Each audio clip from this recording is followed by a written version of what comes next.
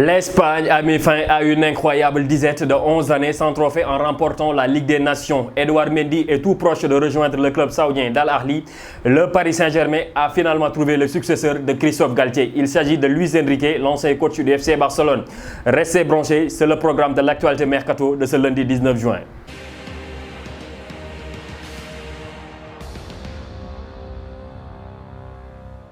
Un plaisir de vous retrouver comme d'habitude, chers amis internautes. Au terme d'une rencontre interminable, l'Espagne s'est imposée face à la Croatie au tir au but et succède à l'équipe de France au palmarès de la Ligue des Nations. L'Espagne qui s'est défait de l'Italie en demi-finale grâce à un but en toute fin de rencontre de Joselu, la nouvelle recrue du Real, tandis que la Croatie a éliminé les Pays-Bas 4-2.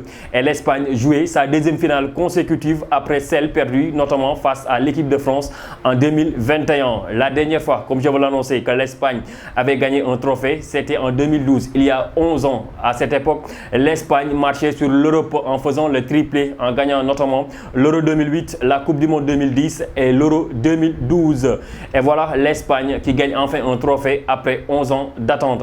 Il faut noter aussi la magnifique saison de Rodri, le milieu de terrain de Manchester City, qui a gagné cette saison la Ligue des Champions, la FA Cup, la Premier League et maintenant la Ligue des Nations. Mais aussi, il faut souligner Jesus Navas qui est entré dans l'histoire en étant le premier joueur à remporter la Coupe du Monde, l'Euro et la Ligue des Nations. On file du côté de Manchester United qui est sur le point de trouver un accord pour une prolongation avec Marcus Rashford. Le joueur anglais est prêt à signer un contrat à long terme avec les Red Devils qui aussi, il ne faut pas l'oublier, est sur le point d'être racheté par les Qataris. Donc on espère un mercato XXL du côté des Mancuniens. L'Olympique de Marseille travaille actuellement avec Marcelino pour être le nouvel entraîneur pour la saison prochaine. Comme vous le savez, Igor Tudor a quitté le club, donc Marseille est actuellement sans entraîneur. Et donc des discussions ont eu lieu avec l'ancien coach de Valence, de Villarreal et de l'Athletic Bilbao pour prendre la succession de Tudor pour la saison prochaine. Des nouvelles rassurantes pour Sergio Rico, le gardien du Paris Saint-Germain qui est sorti dans le coma. C'est ce que nous apprend sa femme aujourd'hui via les réseaux sociaux.